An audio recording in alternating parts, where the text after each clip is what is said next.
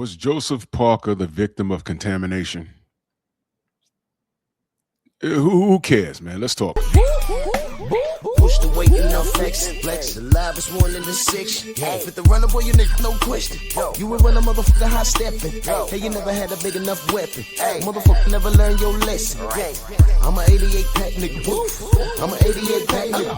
I mean, day walker, drink blood, fangs out, full moon, motherfucker change like a hoe, nigga. I'm just a nigga from the hood trying to stack a little cheddar for the money.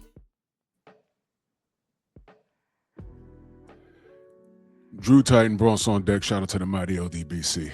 All right, let's get to it. It's an article out of Boxing Scene, and it reads, "Was Joseph Parker the victim of contamination?" And my response is, Who cares?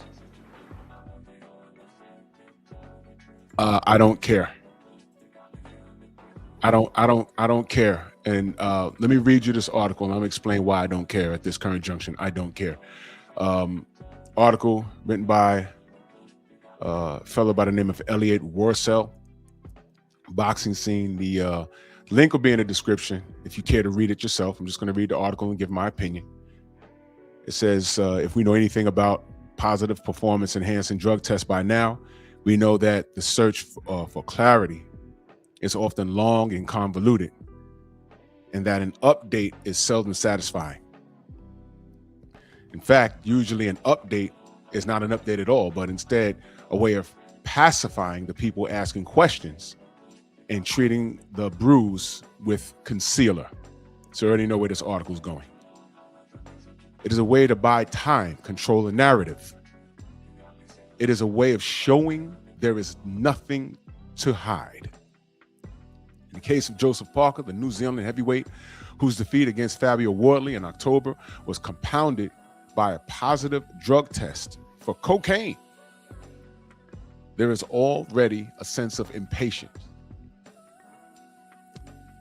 There is impatience on the part of Parker, no doubt.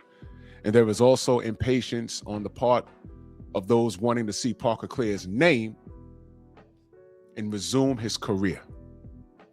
Parker, after all, is a popular figure in the sport and the man whose personality seems at odds with the crime for which he has been accused. Not only that, he is now in his fighting prime.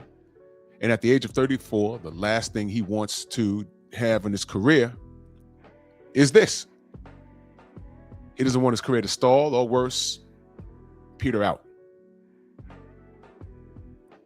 It is for that reason questions are being asked regarding his positive drug test on the day of the Wardley fight. It is for that reason there is a hunger for updates. Quote, a lot of this drug testing we need to get faster. We need to get a cleaner routine. Parker's manager, Spencer Brown, told Box Nation this week. There are a few boxes at the moment in no man's land. They don't know if they're here or there. If you're a young lad, it's not very good for your brain. But Joe Parker, I defend him. Of course you would. He's not taking any drugs. I think there's been contamination. The public will find out about it in due course, and I'm just hoping that this doesn't take forever. Sadly, while it might not take forever, this kind of process does typically drag on and leave the boxer seeking clearance in a bit of a limbo state. You know what? I'm not going to stop. I'm going to stop reading right there. Because the article, the link will be in the description. You can read it yourself.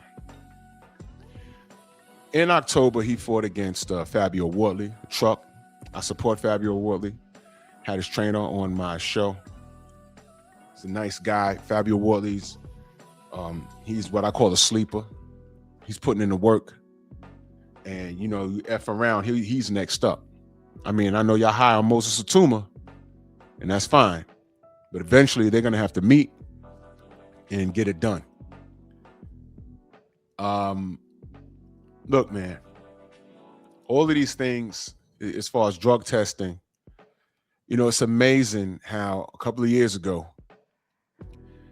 when all these guys started popping dirty, I remember when Jarrell Miller popped dirty right before he fought Anthony Joshua. First, he denied it, and then he admitted it. And y'all know I'm not an Anthony Joshua supporter at all. But at the same time, I didn't want Jarrell Miller to go in there and delete him. I didn't want him to kill AJ. That's not what this sport is about.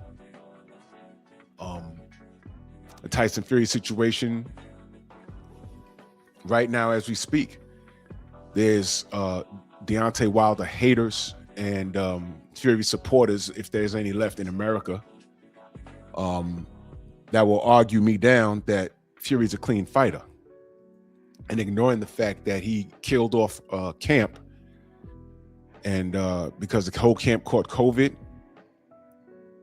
Remember that? When the whole camp caught COVID and everybody was in on that idea, when he caught COVID, but he had to leave the country to go see his sick daughter in England. So instead of having a fight in July against Deontay, I think he postponed it to October, I think. Y'all remember that? When he caught COVID and left the country? Guess who was in that camp? Joseph Parker. You remember that? Remember we was asking this fool, Jared Anderson, the other big baby. He was like, man, I heard they killed the camp because he wasn't ready for Deontay because you was whooping his ass and sparring. And he wouldn't give us a straight answer. Then the camp was closed up because everybody caught COVID. So we asked Jared, hey, do you have COVID? And he wouldn't answer the question. Everyone had COVID, but Joseph Parker was seen at a UFC event in Vegas. And where was Fury's camp? In Vegas. Hey, Joseph, you have COVID? He was like, huh? Now, I took a mental note of that, and him and Tyson Fury are friends. Him and Tyson Fury are friends. Him and Tyson Fury are friends. Him and Tyson Fury are friends. And when I do that for a reason. I always respected Joseph Parker for his heart. He always showed up. He always seemed to bounce back after a loss. So I respected him as an athlete. But I also know what he is.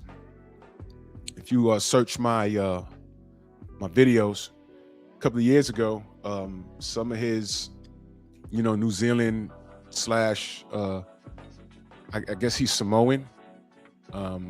His boys got locked up for doing something illegal. I forget offhand, but I did a video on it. And this guy's very well connected. If he's not the gangster, he's affiliated with a lot of people who live that life. Okay? He's quiet. He's very quiet. The killers move in silence. And he's friends with Tyson Fury. He's friends with Tyson Fury. He's friends with Tyson Fury. Read that article. Let me give you a direct quote. Let me see if I can find it real quick. In reference to what happened with him in Parker.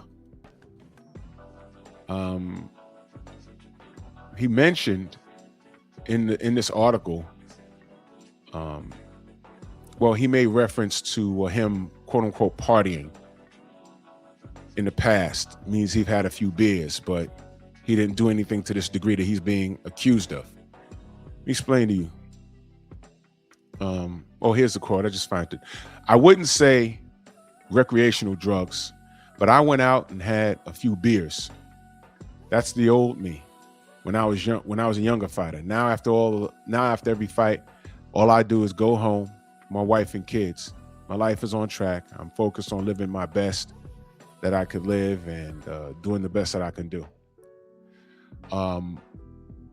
Old habits die slow. And let me say this. These fighters out here would rather get caught with a masking agent than the actual drugs they could potentially be masking. In other words, if it's cocaine, he could say, hey, I got a little niffing problem and I did it. It was kind of close to the fight. I got caught. I'm sorry. but that cocaine could be masking something else where it would have been a bigger deal, believe it or not. What if it was nandrolone? What if it was another ped? What if it was something on that ban list? You would rather get caught for this than that. You know what I'm saying? If you get pulled over and, you know, let's say the cop is feeling generous, you blow it, you're a little over the limit. You're like, man, but where do you live? I'm 2 houses down, officer. And the officer's feeling generous. It's the day before his weekend, and he's going on vacation, and he don't want to do the paperwork. He say, yo, man, park the car right here. Park the car right here. Lock the car up. Here's your keys. Walk home. Get out of here. And he doesn't know that although you're a little over the limit and you can wobble home, he don't know that you got, you know, 2 suitcases full of cocaine in your trunk. He even go through the headache. He didn't know that. That's what these drug tests are. He'd rather get caught. Now, I'm not saying he did this, but I'm saying a lot of these guys, they'd rather get caught for one thing and not the other. Now, I'm not saying he did it, but look who he hangs out with. Look who he calls friends, Tyson Fury. That guy has a rap sheet unlike anything I've ever seen, but he's celebrated because of what he stood against. He stood against the black man. That's what he did.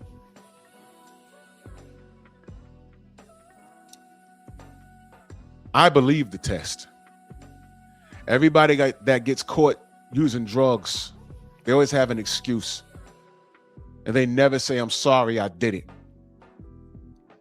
As we speak right now, Ryan Garcia is bulking up. He's training with his dad. He doesn't train with Reynoso anymore. He doesn't train with Derek James. He's training with his dad in their house. And he's looking like a Hulk again. And he's back to running his mouth. I 100% believe that he's on that stuff. That's a whole nother video. But this guy, Joseph Parker, he's lost all courtesy that I had for him. It's over with. You did that on purpose, man. And whether you have a niffin problem, because you're this deep in your career, you should know better than to do that. Or whether you was masking something else. I don't respect it, man. I don't respect it. And now you guys are blaming the system that has been elected to keep fighters safe. You're blaming the system and not taking accountability. Every fighter that gets caught, they blaming the system. Ryan Garcia blamed the system so bad that y'all believed it. And it has nothing to do with Ryan Garcia. Y'all just hated that what y'all thought he did clean, which was fighting Devin Haney. It turns out it wasn't clean. And it proved it because he turned around a year later and got beat to the punch against Rolly Romero, a guy that he was supposed to beat to death. You understand? You guys always have an excuse. And I don't respect it. Canelo Alvarez, he blamed everybody but himself. He cheated. Eddie Reynoso's gym, everybody cheated that came out of there. 98% of the fighters that came out of there got caught with something. And y'all give more grief to VADA and the athletic commissions than you do these people that are actually getting caught. And then you blame the system, and then you blame the victims, which are the fighters that they fought against. Fabio Wardley stopped him, and then they caught him. And there's going to be people right now that's going to be like, well, that's further proof that drugs don't make a difference. Yes, it does. Yes, it does. Excuse me, I got allergies. But you read the article and you tell me if you believe Joseph Parker. I'm tired of hearing this. And once you hold these fighters accountable and hit them with stiffer penalties, that's when you see a change. I believe the first offense, once it's proven that beyond a shadow of a doubt that you're guilty, you should get automatic 14 months. You shouldn't even go near a boxing gym. Hope you have something in your house. A second offense, it's 3 years. And that's not including The 2 years that you already did. Third offense, you can't fight in whatever country. Kick them out. Kick them out. Now, if y'all want to believe that this guy is innocent, y'all go ahead. But how could I believe what you say when I see what you do? And I also see who you hang with. And I see your Samoan family, you know, in court. Just look up my video on here. Put Joseph Parker's name in the search engine. And I forgot what his family did. Well, his family, his friends or whatever, his Tongan family of friends. And he was in the middle of that.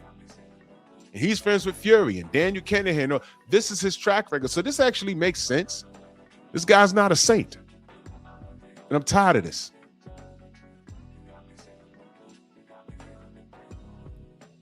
Was Joseph Parker the victim of contamination? Who cares? Because I don't. Bronx on deck.